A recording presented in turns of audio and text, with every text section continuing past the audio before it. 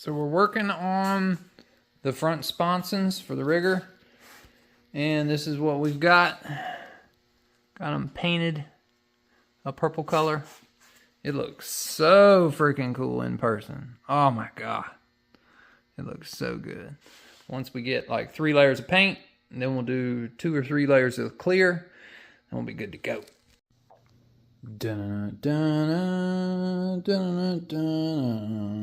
All right, we are done with the body of the rigger. We are going to take it outside and we're going to prep it for paint.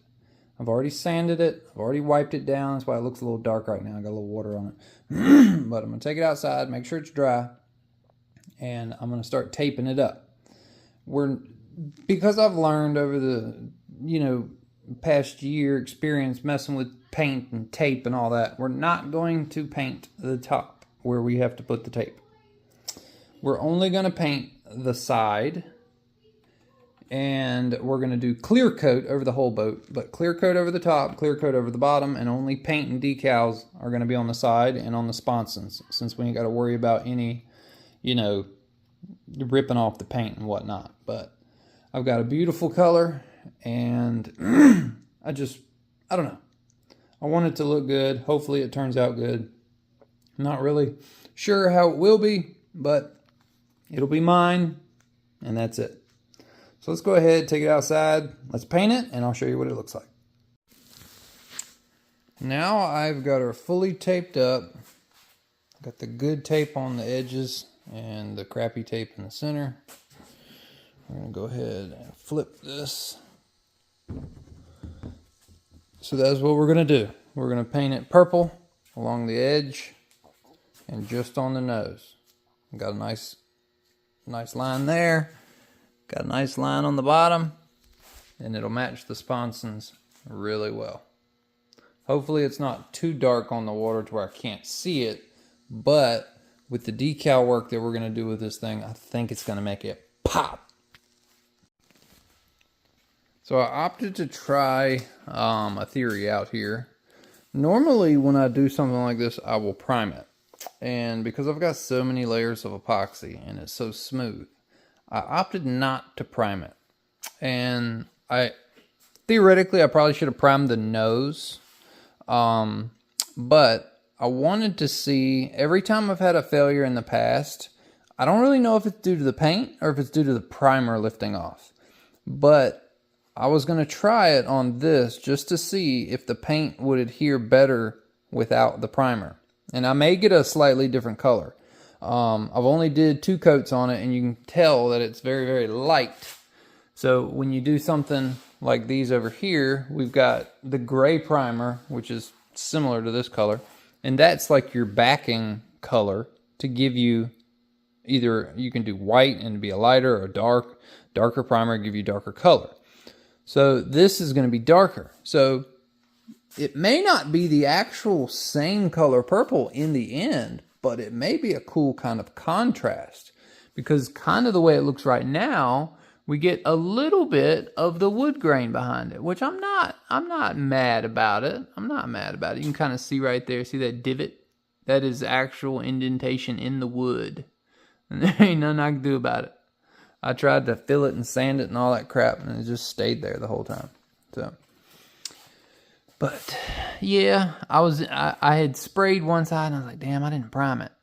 And I actually liked the look of it, but we'll see what happens. I'm going to let this coat dry, and maybe this color will be like a color prime coat, and then we'll go over it again. But it would be cool to have 2 different, like 2-tone purple. But I wasn't originally even going to paint this. I was just going to clear coat it. But because the whole side is going to end up being done in decal anyway, so you're not really going to notice, much of the purple. It'll just be a background. But yeah. So I know I was going to have people in the comments, you didn't prime that. Yeah, I know. I kind of made a whoopsie-daisy mistake, and people coming in the garage get me sidetracked, not paying attention. But we'll make do with what we get. It'll turn out badass regardless. Alright, it has been 24 hours since I started painting, and I decided after I had painted both sides, I was going to paint one side and then the other flat to where I could actually get the paint to lay flat, and it actually looks really, really good. I've already painted the other side this morning, and then I let it dry throughout the day. It's 6 o'clock now, so I flipped it over to where now I can do this side, and boy, oh boy, is that a beautiful, beautiful shade of purple. Now you can really get a good contrast on the white here. It doesn't really show up that well on camera, but man, in person, this is almost like a burgundy purple. Looks really cool. And you can kind of see some of the wood grain through it, let you know that it's still a wood boat. That's what's epic. I really like it. It'll be pretty cool contrast from this to this. So it's time for me to go ahead, and I don't really need to touch these, put any fingerprint oils on there, oils from my hand. But I'm going to go ahead and get some clear coat on these bad boys. Okay, well, it has been 24 hours. I've got both sides clear coated. Looks absolutely gorgeous. And it's kind of cool. You can still see some of the wood through it. It looks so much better in person. So much better in person. You're kind of getting a reflection right now. Yeah, look at that. Oh, gorgeous. The nose has got a little bit of like hair rays on it. Might have to sand that down. Just hit it with like some 1000 in a couple of days. But what I'm going to do is I'm going to end up clear coating the whole boat again. Once we get decal work done, I'm going to clear the boat. So all the painting with color and clear is done. So I can pull the tape off of it now, and we're going to take it inside, start mounting some stuff, and try to get the boat together. And then I'm going to take it assembled to my decal guy to where then we can do some stuff on the sponsons. Now I did have one little slight blemish right here. I don't really understand what that is or why that is. Maybe it's due to cold weather. Maybe it's due to moisture. I don't know. It didn't happen anywhere else on the sponsons, but right there on the top. Kind of weird. Maybe just too much clear. Hell, I don't know. It's kind of stuck. But regardless, it won't matter because I'm doing decal over the top edge of this anyways, so that'll be hidden underneath decal. But let's go ahead, take it all inside, get the earplugs pushed out, and start putting this thing together, and then we'll get a a preliminary look on what it looks like mostly together.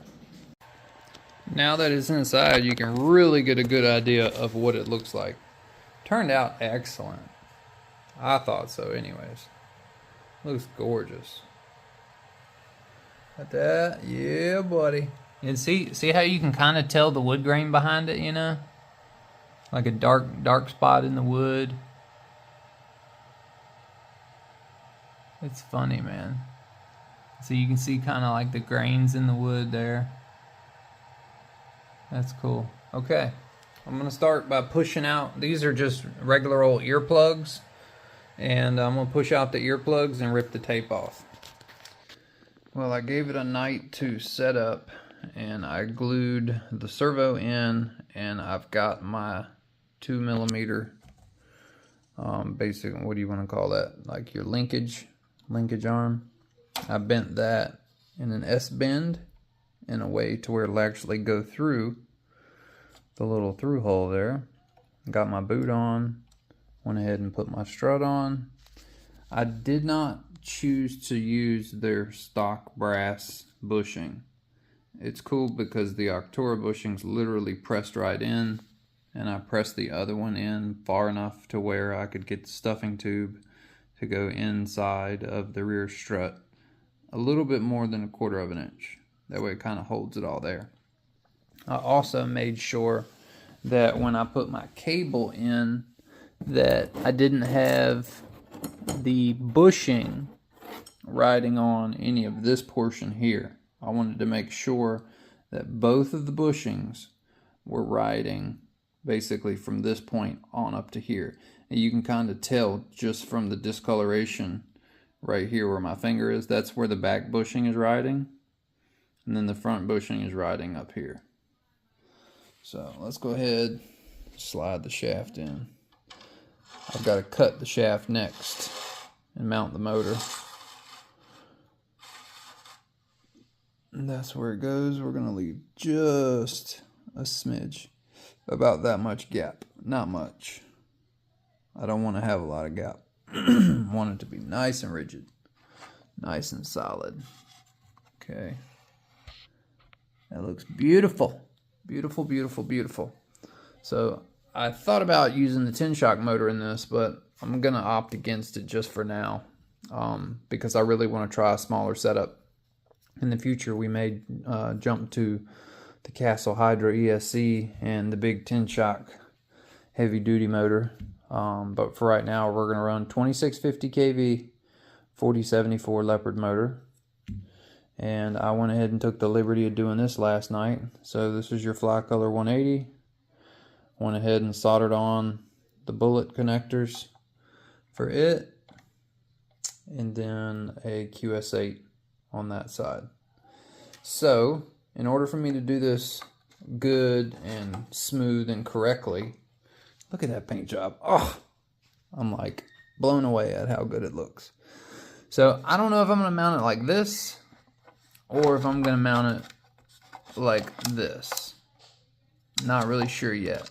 It seems to me that it'll fit better upside down, just because the smooth back here will be up against the smooth back of the thing, like that.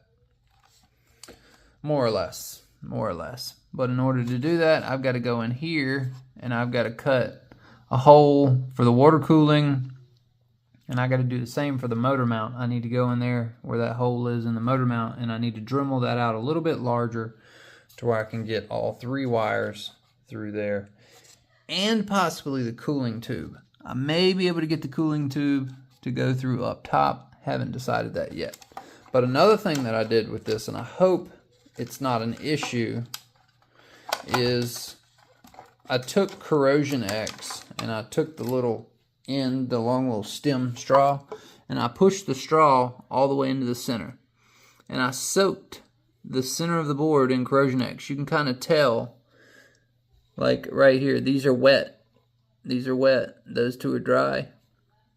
I soaked that with Corrosion X, and then I put clear silicone on the end of this to try to somewhat waterproof it. I know it's not really waterproof. I mean, it is in and of itself, like I think they coated the board, but I wanted to try to prevent water from getting in this, because I know the Kraken 120 I do get water in. So we filled it full of clear silicone. If need be, I can cut this heat shrink off, peel it all off. But I got the rear all done, more or less. I had an order from Oxydene because they're the only ones that have the 90-degree antenna fittings. I wish they had it in purple. It would have been cool. I opted to go with purple cooling line from Oxydene. Yep. And then, what else did we get? We got little furrows. These little water inlet furrows. I'm going to go ahead and drill this out and put that there. Give me some cool little purple contrast. And I'll probably use the other one for the water outlet. So I'll have one water inlet, one water outlet, rather than using what they sent. They sent this little piece here for your water outlet, and they sent this as a through hole. Not going to use that. So I'm going to go ahead and start working on this and see how far I get tonight. Alright, well, here it is. The final product. I'm going to say 90% the final product. Reason being, the 4-channel W-Fly receiver has an antenna that looks like it's about 2 inches long. So I'm not very happy with the antenna that comes with it. I'm gonna try and use it and see if it works, but I'm not happy with it. So I'm gonna try to get the 9-channel receiver to where I can get the long antenna, and then we can figure about mounting an antenna mount. But for now, there's no need for me to put that on here. But as far as the rudder, we've got the rudder on. We've got the Purple anodized water inlet. Looks cool. Got all that looking good. Now, one thing I did notice, even though I have the strut centered in the hull down to like 1/4 or 1/10 of a millimeter, I noticed that my strut, if we look at it this way, the strut is actually off to this side 1/8 of an inch. Don't know if that's going to be a difference. Like, look that way, that's okay. But like that, that's basically what it looks like. It is to the left of the ski a little bit. Don't know if that's going to be a big deal. But I got the Flycolor 180 in there, looking good. I took the liberty, if you see what I did in here. See how I did that? Trying to get the camera to focus. I drilled a hole in the bottom. I cut some channels in the wood. Yeah. That way the wires can lay in there nice and neat. Let's see. Kids in the background going crazy. But yeah, so that's how I did it. And then I basically cut another channel in the top for the water line. Then we ran the water line this direction. I got all 3 motor wires through that piece there. I had to cut out the aluminum here a little bit so the water line wouldn't get squeezed. And I rolled it over so it wouldn't get cut. Got the motor leads all hooked on. Right now I just kind of got that pushed down there. And then all I have to do is formulate a water exit. Haven't really figured that part out. That's going to be my very, very last thing to figure out where I want to do my water outlet. I could bring it all the way back here. Not sure if I want to do that. Or I could discharge it somewhere in the middle. I'll probably, if I do it anywhere, it'll be out the back or out the left of the boat. Because I've learned discharge on the right side of the boat, you don't really see it as the boat goes by you. So, okay, well, that's about it. So I'm not going to finish the boat in this episode because I still have to mount the sponsons, mount the turn fin on the sponsons, and I got to take the boat in to get some decal work done. So in the next episode, the sponsons will be mounted and the decal work will be done, and I'll show you the finished product of the boat. And then in the meantime, I'm going to be working on the regular cowling and maybe possibly a custom cowl for it. So just wanted to get it all put together, show you what it is, what it looks like. I'm excited. So thank y'all for watching. Drop some comments in the comment section. Let me know what you think. And pop some guesses in there. Let me know what you think this thing's going to be able to do first time out on 4S. I'm thinking 68 miles an hour. That's going to be my guess. So let me know what you think. See y'all later. Peace.